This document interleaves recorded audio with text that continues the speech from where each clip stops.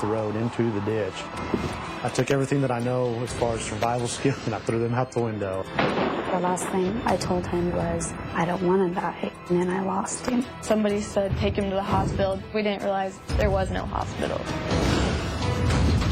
From the Weather Channel, this is Storm Stories with meteorologist Jim Cantori. Springtime. In rural Kansas, it marks the start of planting season and tornado season. We know that there'll be a certain number of tornadoes every spring. Usually they're not too severe. Just have to keep an eye on them, make sure you're not in the path.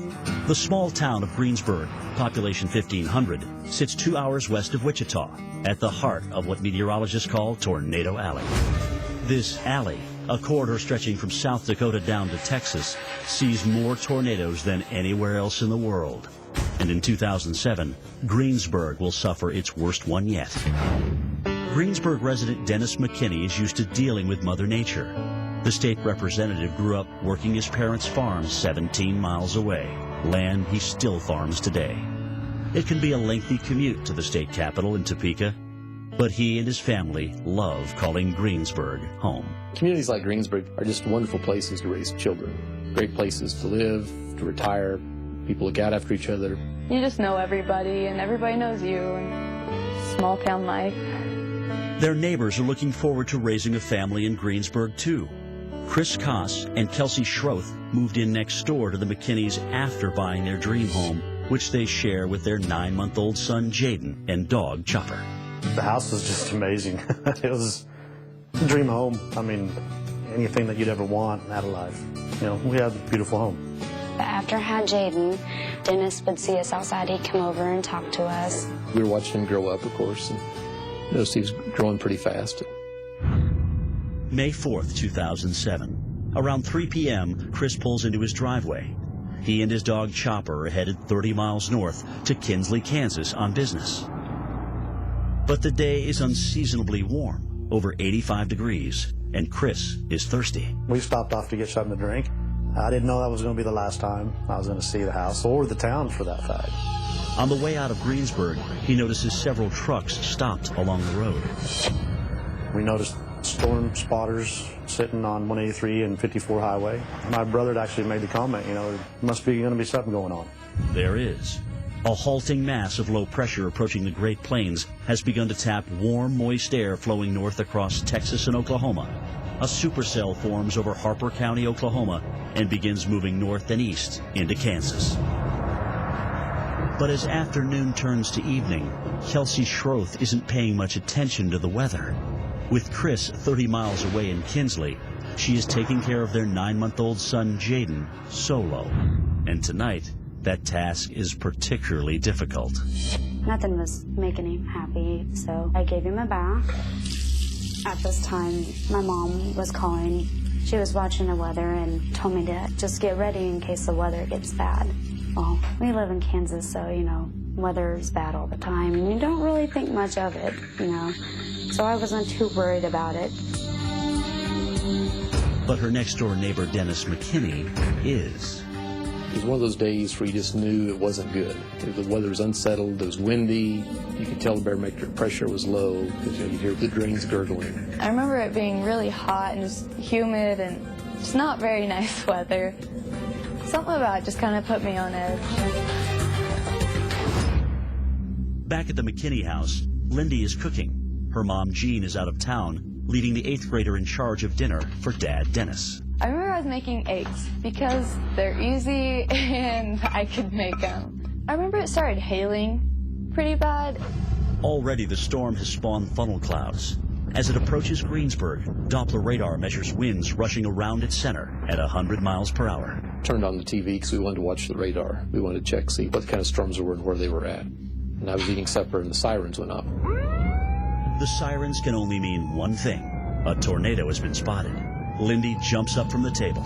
And that's when I started, you know, moving around. I put my shoes on. I just get downstairs, and I just kind of stayed down there, turned on the TV down there. Well, Lindy said, Dad, get your boots on and get downstairs. It was still, at that point, moving southwest to northeast.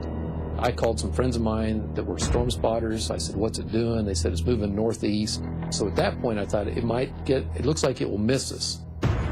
But the tornado makes a sudden, unusual swerve toward Greensburg, and what had looked like a narrow miss now looks like a direct hit. One of the weathermen for one of the local affiliates came on, who's always normally very controlled, very matter of fact. He said, this is bad, this is very, very bad. This is the worst possible signature this can have on radar. You've got to take this seriously, and you've got to take cover. Boy, I sure hate to tell you this, friends, but it looks like that thing is right on top of Greensburg. Your time is up. You need to be in your shelter right now. And that's when really got my attention. That's when I started to feel a little surge of adrenaline then. Chris Koss is 30 miles from Greensburg in Kinsley, Kansas on business when he starts fielding anxious phone calls from Kelsey. Initially, I was telling him, come home, there's a storm coming, and I don't like to be alone during storms. And when I realized how bad the storm was and how bad it was going to be, I was telling him to stay where he was, don't come home. Chris used to be a long-haul truck driver.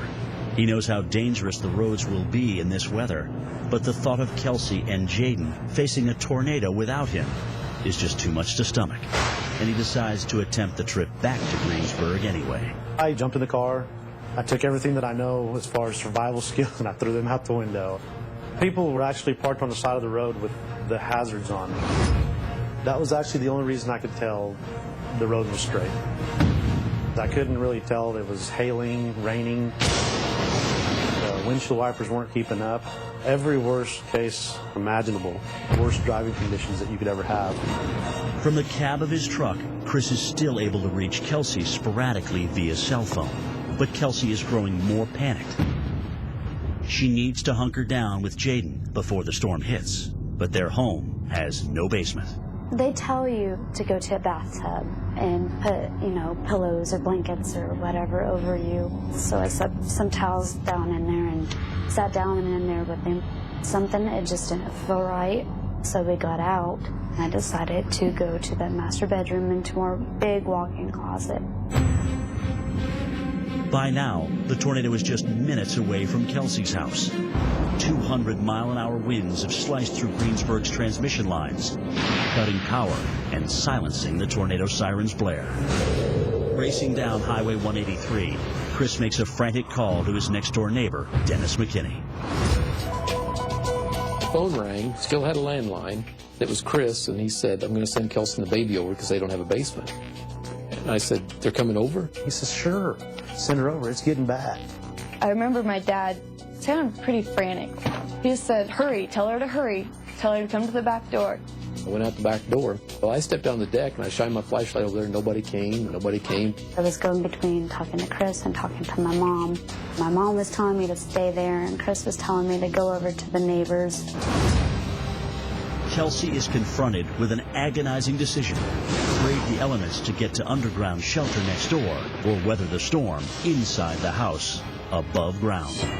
Dennis thought we were coming over, so I tried to open our glass sliding door. It just wouldn't budge. The suction from the wind, I couldn't open the door. So by that time I knew something was terribly wrong, and it was too late for me to go anywhere. Dennis McKinney still thinks Kelsey and Jaden are coming over, and worries when they fail to show up. I was getting kind of scared, and stuff started blowing around the deck, and nobody came. And I was holding the door shut, and then I heard the glass blow out of the